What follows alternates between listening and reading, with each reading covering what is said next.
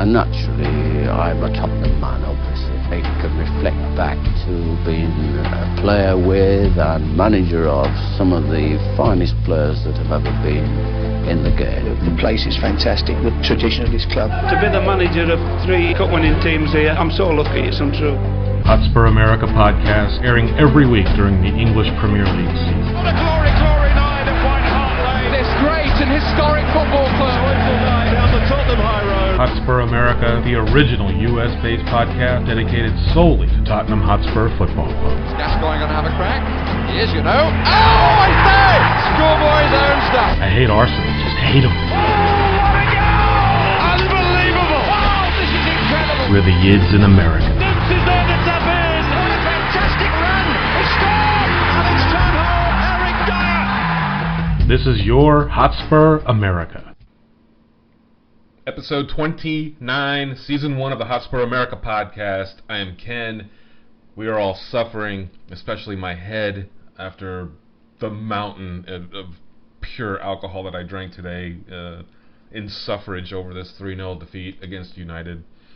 With me today, 2 of my closest and dearest friends on the planet, Mr. Sam Zerwell. Sam, how you doing, bud? I'm okay. I'm dealing with the giant lump of poo we left in the middle of Old Trafford, like everybody else. And Simon,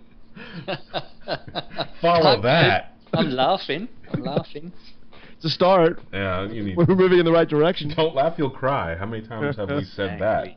You need to probably have Tom Hark playing at the beginning of this by the Piranhas. Okay, if I can find that. And rest assured, you will not hear a bottle on my end pop the top off today. I'm drinking hot tea and I'm in complete recovery. In England, we just call that tea. Sorry, mate. Anyway. A cuppa. Cuppa. Cuppa. Cup of Rosy Is that with an Lee. extra U somewhere scrambled into that word? Oh, okay. Never mind. What are we doing? Nothing. Okay. Let's just jump right into this, shall we? Manchester United, 3-0. Let's discuss, man. Bad performances, good performances. What do you take away from this? You know, Simon, I want to start with you because you've probably seen more football than the 2 of us put together with this team, and everybody knew going in and winning a 3rd straight at Old Trafford was going to be difficult. But this was easily, I remember a few podcasts back, I remember saying this was the best I've ever seen Spurs look. That may have been the Chelsea match. This is the worst I've ever seen them look. And I want to hear your comments on this. Interesting. You know, there were a lot of statistics out there that were against us, and they're statistics, they're records that need to be broken. Unfortunately, I didn't see either of them going our way. You've already mentioned one of them, the fact that we have never won 3 consecutive games at Old Trafford. So that goes back the history of the fixture, not just the Premier League era. And then the other statistic is, in the Premier League era, United have not gone 6 games unbeaten against anybody, and had we drawn or won, that would have been the case. So, you know, it's nice to know that we had a 5-game unbeaten streak against them, but I think it's the way we capitulated in the first half that's probably got everyone so upset, angry. It really was a terrible performance in the first half. And I'm not one to slag off the team because we are Tottenham until we die. And Absolutely. But there were some individual players that really did. Who? They didn't show up. Who? Well, do you think that anybody quit on anybody today? I tried to look at the body language at halftime as they came out to see if their heads were down, and you know what, they did better in the second half. But you know, some smart aleck on Twitter when I posted that said, "Well, United have taken their foot off the gas." Well, you could argue they did, but we definitely held possession a bit better. There were still some errant passes, and when we had possession, we really didn't make it count, and there was very little danger of us even scoring. I think the final statistics were we had 1 shot on target, and that was in the 89th by Harry, where he almost snuck it under De Gea. Yep. And then they only had 3 shots on target. Well, unfortunately, theirs went in. Yeah. And all by, the 34th, 35th minute. And, damage is done at that point. And as much as we hoped that there would be a stirring comeback in the second half, there was never really any evidence that that was going to happen. On the bright side, we could have been completely battered. And to your point, Ken, about worst performances we ever seen, I've got to remind you of the City games from last season, mate. Those were woeful. Yeah. And Liverpool. Oh, there's plenty. Well, both the Liverpool games last season. I'd had a lobotomy to get those out of my head, but thanks for reminding me. Yeah. So, at the end of the day, if you put the two halves together, I've seen us play a lot worse. We have been battered, senseless, and played off the park. I don't think we were played off the park second half. I just don't think we did enough to even get back into it and nick a consolation goal, which would have been nice, especially for our away support, who they sang all the way through the game. Man of the match. Easily man of the match, man. If you are part of that away support, feel proud about what you did, because you could hear it on the televisions all the way, throughout the game. Yeah, I don't know how many we take to United, but when you had 71,000 there, and I know the away allocation will be used up, and typically United away is our highest away attendance, obviously because of the sheer size of their stadium, but we probably are one of their highest home attendances based on the support we bring. And could probably trump QPR's home attendance. I'd like to know what our away ticket allocation was for that game, just out of curiosity, because they were very, very loud. And I mean, it wasn't 10,000, but even Katrina if it was would know. I'll hit Katrina up and see if she. Yeah, sure it's probably around 6 or 7, because ours on our 36,000 capacity is, I think, 5 for that corner.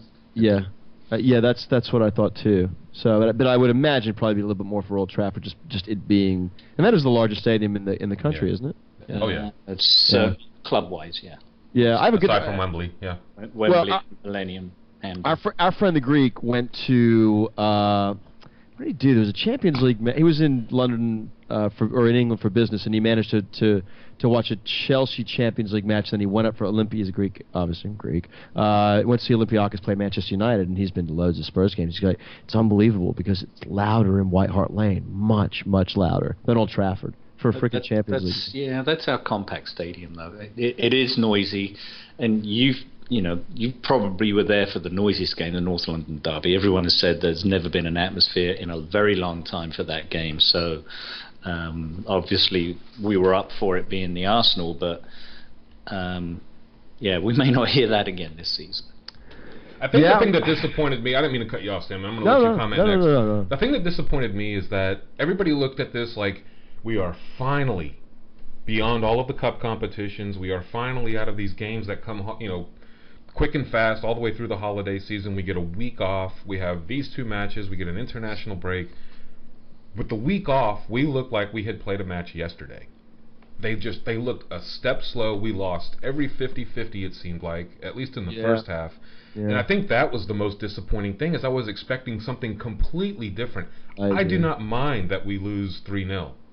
I mind that it looks like we didn't even try in the process. Yeah. So Sam, continue with that. No, I completely agree with you. I kind of hate it when I go into a big match and I actually rate us. I really thought a draw was a very probable result, and we had a greater than 0 chance at getting 3 points. I felt like weeks preparation.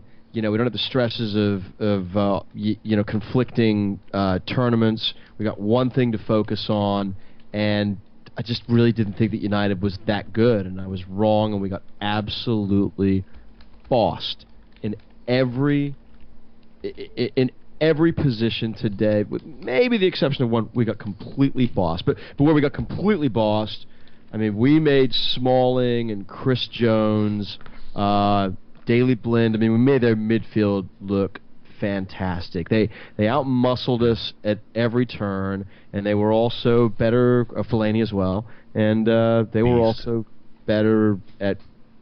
And we got out-managed today. We did. I thought we were actually going to be kind of good going in. Shaw wasn't even on the bench, and I'm like, well, who's playing left back? And I go, Blind. And I'm like, that's like playing Kirikesh out on the right. He played great.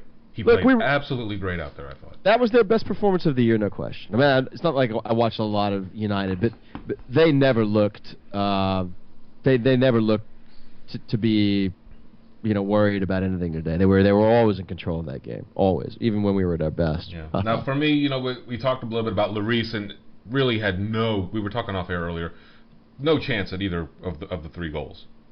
Danny Rose, to me, I thought, of the 10 in front of him, played the best, looked like he was really becoming perturbed with what was going on the pitch and was trying to do everything within his power, almost to a fault, to try to rectify it. Yeah, I thought he played pretty well. He did. He played pretty well today. Yeah. I mean, unlike his counterpart on the other side. Oh, he was terrible, wasn't he? Sorry, his right back. Yeah. What is wrong with Walker Kyle was Walker? dire, and Dyer was not as good as he could be. You know what I thought today, Chairman? I thought about this. Walker's, 25? Yeah. He looked like he was 31 today. I think he's still hurt. I think that abdomen thing is still messing with him. You know, you mentioned it last week against QPR. We mentioned it against Chelsea in the League Cup final, and he just seems out of sorts. I think you're right. You know, I hate being like the schleprock, the little cloud, you know, on top of your head, raining on you all the time about him. Yeah, didn't look like he was our most experienced defender. He is. And it's like, I can think of about 10 different right backs I'd rather have right now on this team that are affordable, including Yedlin, that are affordable, can do the same exact thing that he's doing, but actually put some defensive responsibility into his game. That's, I think, what's just turned the corner for Danny Rose this year. Bringing Davis in, achieved making Danny, you know, pull out of this funk that he was in there was no cover really for that left side last year, and because of that he really had no threat to his job.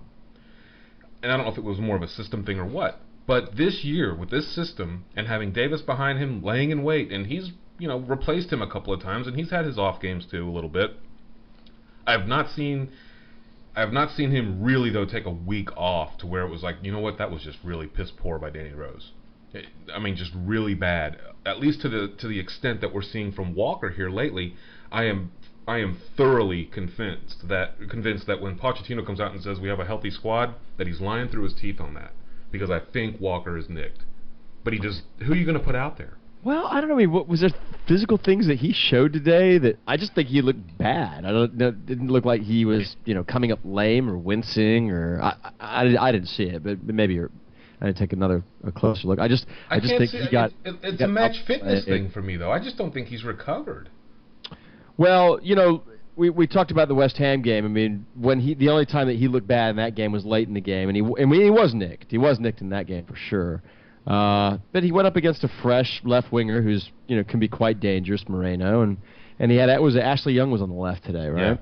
Yeah. And he's speedy, and he plays us quite well, but he looked bad. He looked really, really bad, and as I said before the show, this was one of those games where, and I'm going to continue on sort of my theme about Chelsea. I'm really disappointed today. I'm disappointed because we showed nothing. It's like it's really easy to walk away from that game and feel like, oh wow, this is, you know, every match, you know, henceforward is going to be an absolute fight. But, you know, this is part of growing up. I mean, Eric Dyer got Wayne Rooney today. I mean, Rooney turned him inside and out. And you know, when you're a 20-something-year-old kid, these matches, he won't forget that at Old Trafford, being turned inside and out. And I think those performances make him stronger. And I just think it's part of the process. We're back to a 6th or 7th place team at best. We've had a good cup run, and we're going to have a summer that's not going to be congested with silly travel. And we'll see how it goes. Yeah, Townsend obviously had a poor performance too. What was he really? It wasn't that he was terrible. We just couldn't get anything done, and we were losing the ball in the midfield. And you could have taken either him or Chadley out. I think it was like pick your poison. I mean, Chadley was pathetic today. I think the whole midfield was terrible. Yeah, everybody was. Single until Dembele came on, and then he was able to hold the ball up a little bit. But I mean, Bentaleb, Mason was non-existent. I'm sorry, Eriksson again, non-existent. Did some nice things a few occasions. If nobody's around him, yeah. Yeah, well, he made a couple of nice moves off the ball, but it's like we laughed earlier. I mean, it's like being told you're the tallest midget at the circus. Right. I mean, it's not a compliment. Go ahead, Sam. I know you were going to say something. Yeah, I think Arlo White said something about this.